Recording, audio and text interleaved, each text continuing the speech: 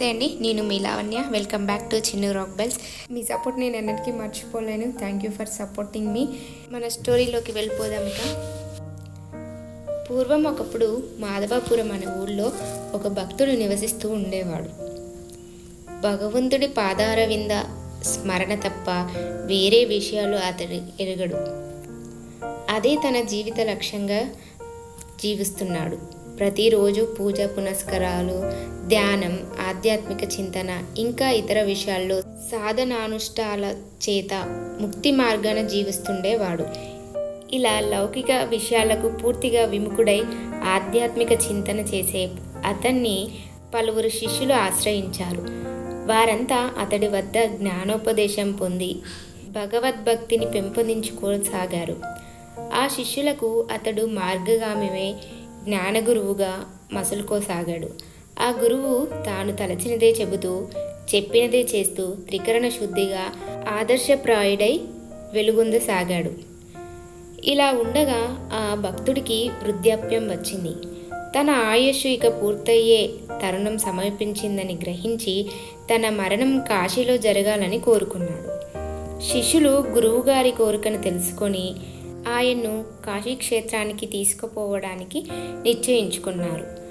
గురువుగారి దగ్గరికి వెళ్ళి, గురువయ్య, మీ ఇష్ట ప్రకారం కాశీక్షేత్రానికి మిమ్మల్ని తీసుకొని వెళ్తాము, దయచేసి అనుమతి ఇవ్వండి అని వేడుకొన్నారు.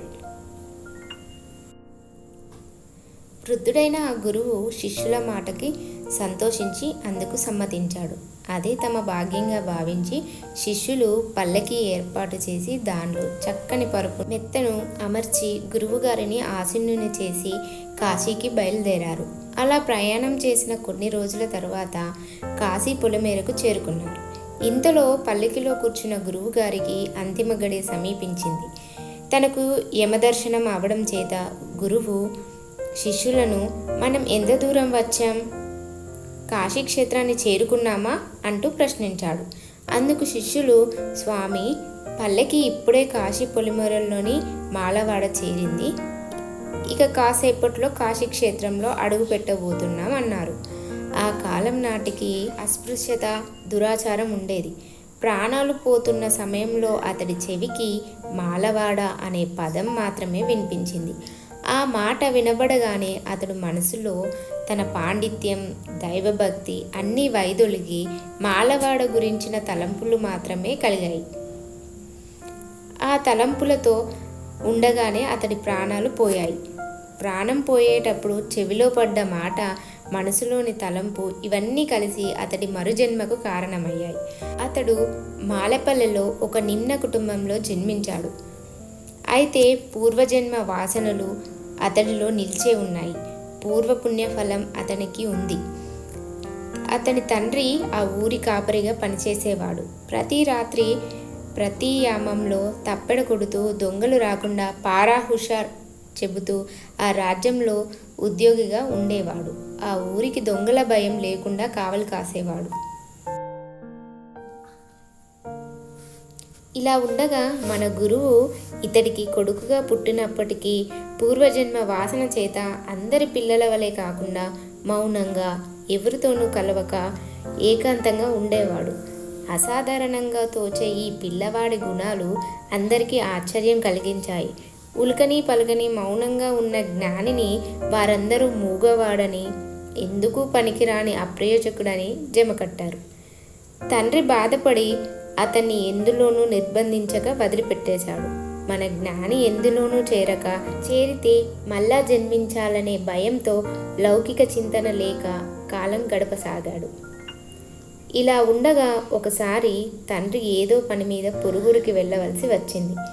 అందుచేత రాజు వద్దకెళ్ళి, ప్రభు, నేను అత్యవసరంగా పొరుగురికి వెళ్ళవలసి వచ్చింది. ఈ రాత్రికి నా కుమారుడు మూగవాడైనప్పటికీ ఊరి కాపలా కాస్తాడు, ఇందుకు అనుమతించండి అని వేడుకొన్నాడు. రాజు అందుకు సమ్మతించాడు.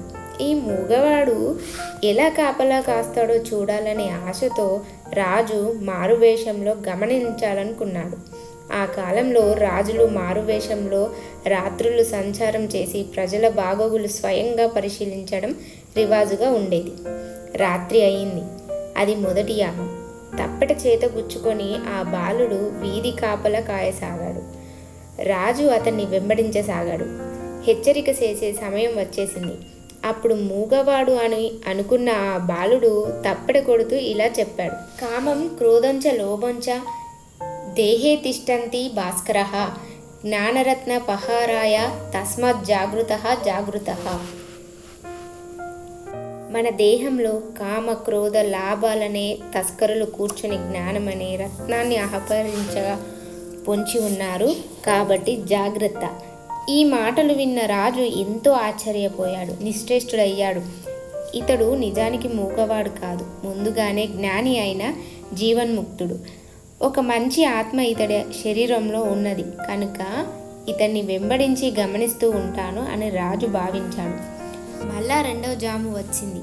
అప్పుడు ఆ జ్ఞాని ఇలా చాటాడు: జన్మ దుఃఖం, జరా దుఃఖం, జయా దుఃఖం, పునః పునః సంసార సాగరం దుఃఖం, తస్మాత్ జాగృతః జాగృతః. పుట్టడం దుఃఖం, చావడం దుఃఖం, జరాభయం దుఃఖం, సంసార సాగరం దుఃఖం, మళ్ళా మళ్ళా వచ్చేవి కాబట్టి జాగ్రత్త అని హెచ్చరిక. ఈ శ్లోకాన్ని విని రాజు పరవశుడైనాడు. తృతీయాయామం వచ్చింది. మాతా నాస్తి, పితా నాస్తి, నాస్తి బంధు సహోదరః, అర్థం నాస్తి, గృహం నాస్తి, తస్మాత్ జాగ్రత్త జాగృతః. తల్లి లేదు, తండ్రి లేడు, బంధువులు లేరు, సహోదరులు లేరు, ధనం లేదు, గృహం లేదు, జాగ్రత్త జాగ్రత్త అని చాటాడు. ఇది విని రాజు అచేతనుడయ్యాడు. అయినా వెంబడిస్తూనే ఉన్నాడు. ఇంతలో 4వ యామం వచ్చింది.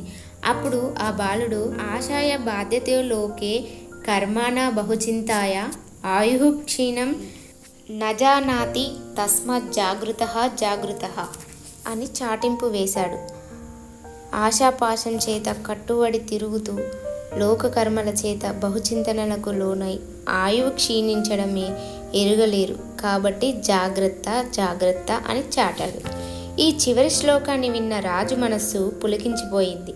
అతడు సాధారణ ఊరి కాపురి కాడు, పవిత్రమైన ఆత్మ కలిగిన జీవన్ముక్తుడు. అజ్ఞానమనే చీకట్లు ఆవరించిన వారికి దారి చూపించే మహానుభావుడు. కాబట్టి ఇతన్ని తన రాజప్రసాదానికి పిలిచి అతనికి ఇష్టమైన ఉద్యోగం ఇప్పించాలి అని నిర్ణయించుకొని తన నగరికి పోయాడు. మర్నాడు ఆ బాలుని తండ్రి రాజును చూడవచ్చాడు. అతనితో రాజు ఇలా అన్నాడు: ఇంతదాకా మూగగా ఉన్న నీ కుమారుడు నిజానికి మూగవాడు కాడు. అతడు పూర్వజన్మ జ్ఞానం ఉన్న మహనీయుడు, పుణ్యాత్ముడు. అతడికి నా రాజ్యంలో తనకు ఇష్టమైన ఉద్యోగం ఇవ్వాలని ఆశిస్తున్నాను. నా కోరిక తీర్చమని అతడిని అడుగు. తండ్రి తన కుమారునికి రాజుగారి కోరికను తెలపగా ఆ కుమారుడు అందుకు సమ్మతించి రాజు వద్దకు వచ్చాడు. అప్పుడు రాజు: స్వామి, మీరు ఏ పని చేయడానికి ఇష్టపడతారో దాన్ని చేయమని వేడుకుంటున్నాను అని అడిగాడు. తన పుత్రుడు అప్రయోజకుడని ఇంతవరకు అనుకున్న తండ్రి కూడా జరుగుతున్నది అర్థం కాక ఆశ్చర్యపోతున్నాడు. అప్పుడు ఈ జీవన్ముక్తుడు: రాజా, మీ రాజ్యంలో ఘోర పాపం, హత్యలు చేసిన వారికి ఏం శిక్ష విధిస్తారు అని అడిగాడు. అందుకు రాజు మరణశిక్ష అని బదులిచ్చాడు. అయితే ఆ మరణదండన నెరవేర్చే ఉద్యోగం నాకు ఇప్పించండి. నా చేతుల మీద నా కత్తితో వారి తల తీస్తాను అంటూ తన కోరికను తెలిపాడు ఆ పసివాడు. రాజు అమితాశ్చర్యపోయాడు. అతని కోరిక మేరకు అందుకు సమ్మతించాడు. ఊరికి వెలుపల మరణశిక్ష నెరవేర్చే స్థలంలో ఒక కుటీరం వేసుకొని ఆ బాలుడు తన కర్తవ్యాన్ని నిర్వహించసాగాడు. ఇలా కొంతకాలం గడిచింది. దేవలోకంలో యమధర్మరాజు ఒకరోజు చింతాక్రాంతుడై బ్రహ్మదేవుణ్ణి దర్శించబోయాడు. ఎందుకు విచారిస్తున్నావు? నీ ధర్మం సక్రమంగా నెరవేరుతున్నది కదా అని యముణ్ణి బ్రహ్మ అడిగాడు. అందుకు యమధర్మరాజు దీర్ఘంగా నిట్టూర్చి ఇలా అన్నాడు: ఓహ్ బ్రహ్మదేవా, ఏం చెప్పమంటావు? పాపాత్ములు నా లోకం చేరగానే వారి యాతన శరీరాన్ని వారి వారి కర్మానుసారంగా శిక్షిస్తాను కదా. కానీ ఇప్పుడు అది ఎందుచేతనో చాలా కాలంగా పాపాత్ములు కర్మలను అనుభవించడానికి రావడం లేదు. నా ధర్మ నిర్వహణ జరగడం లేదు. మరి భూలోకంలో పాపాత్ములు లేరా లేకుంటే పాపాత్ములు మరెక్కడికైనా పోతున్నారా? నాకు అర్థం కాకున్నది. ఇదే నా విచారానికి కారణం. బ్రహ్మకి ఇది విచిత్రంగా తోచింది. దీన్ని పరిశోధించే నిమిత్తం భూలోకానికి వచ్చాడు. అక్కడ రాజు నేరస్తులకు మరణదండన విధిస్తూ ఉన్నాడు. వారు మన జీవన్ముక్తుడి వద్దకు మరణశిక్ష అమలుపరచడానికై కొనిరాబడుతున్నారు. ఈ తతంగం చూసి బ్రహ్మ వారిని వెంబడించి మన జ్ఞాని నివసిస్తూ ఉన్న చోటికి వచ్చాడు. అప్పుడు అక్కడ జరుగుతున్నది చూడగా బ్రహ్మదేవునికి ఆశ్చర్యం వేసింది. అదేమంటే మరణశిక్ష అమలు జరిగే ఆ వేదిక ఎదురుగా శివుడు విష్ణువుల దివ్యమంగళమూర్తుల పటాలు అమర్చి ఉన్నవి. అందంగా పుష్పాలంకారం చేసి అంతటా సుగంధం నిండుగా దీపధూపాలు భక్తిపూరితమైన పెట్టబడినవి. చూసేవారి మనస్సు నమస్కరించాలనే రీతిలో నేత్రానందకరంగా ఉంది. అంతేగాక పటములకు ముందు పురాణాలు, కావ్యాలు, రామాయణ, భారత, భాగవతాది పవిత్ర గ్రంథాలు అమర్చబడి ఉన్నాయి. దేవాలయమే గాని మరణాలయంగా లేదు చూడడానికి.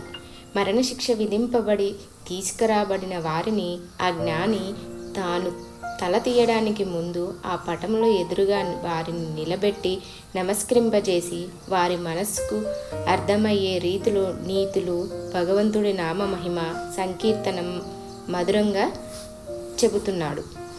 అతని మాటలు ఆలకిస్తూ వారు సర్వము మర్చి తనువు తన్మయం అవుతూ ఉన్న తరుణం చూసి వారికే తెలియకుండా వెనుక పక్క నుండి వారి తల ఖండించేవాడు. అయితే ఆ తల తెగుతున్నప్పుడు వారు మైకంలో ఉన్నట్లుగా గుర్తించలేకపోయేవారు. దైవనామ స్మరణం చెవిల్లో పడేటప్పుడు వారు జీవం పోవడంతో వారు మనసు ప్రక్షాళనమై ముక్తి పొందేవారు. ఈ తతంగం అంతా చూసిన బ్రహ్మదేవుడు ముగ్ధుడై మన జ్ఞాని సంతోషంతో నమస్కరించాడు. వత్స, ఎవరు కని విని ఎరగని రీతిలో మరణదండన ఇలా నెరవేర్చడంలో అంతరార్థం ఏమిటి? ఎందువల్ల ఇలా చేస్తున్నావు అని బ్రహ్మ జ్ఞానిని అడిగాడు. అందుకు అతడు వినమ్రంగా బ్రహ్మతో ఇలా పలికాడు. ఓ బ్రహ్మదేవా, మీకు తెలియనిదంటూ ఏమన్నా ఉన్నదా? నా గత జన్మలో మరణ సమయంలో దైవనామ స్మరణకు బదులు మాలపల్లె అనే పదం ఆ తలంపులు నా చెవిలో పడటం చేత మాలపల్లెలో మళ్ళా జన్మించాల్సి వచ్చింది. భగవానుడి గీతలో ఎంతటి క్రూర కర్ముడైనా ఎవరి మరణ సమయంలో నా నామస్మరణ చేస్తాడో వాడు నా సాన్నిధ్యం పొందుతాడు అని సెలవిచ్చాడు కదా. కాబట్టి సులభోపాయంలో వీరందరినీ దైవనామ స్మరణతో ముక్తులను చేయదలిచాను. నా అనుభవం ఒక పాఠమైంది. అంతా విన్న బ్రహ్మదేవుడు పరిపూర్ణ సంతృప్తి ఆనందాలతో అతన్ని ఆశీర్వదించి సత్యలోకం చేరుకున్నాడు. మరణకాలంలో సచ్చింతనతో ఉంటే అలాంటి పుట్టికే లభిస్తుంది, లేక ముక్తి లభిస్తుంది. సచ్చింతన కాక వేరే ఏ ఆలోచన అయినా ఉంటే అందుకు సంబంధించిన పునర్జన్మ కలుగుతుంది. కాబట్టి అంత్యకాలంలో భగవన్నామమే పరమ ఔషధంగా పనిచేస్తున్నది. నామస్మరణే సులభోపాయం. ఆ నామస్మరణే ధన్యోపాయంగా చేసుకొని కడతేరే మార్గం చూసుకుందాం గాక. చూసారు కదా, ఇదండి కథ. ఈ కథ ఎలా ఉందో కామెంట్లో తెలియజేయండి. Thank you for supporting me. If you like this video please like, share and subscribe. Chinnu రగ్బెల్స్ మంచి స్టోరీస్ వస్తూనే ఉంటాయి. మీకు నచ్చితే లైక్ చేయండి. మీ లైక్ మాకు ఎంతో ఎంకరేజ్మెంట్ని ఇస్తుంది. Thank you very much my dear friends and subscribers.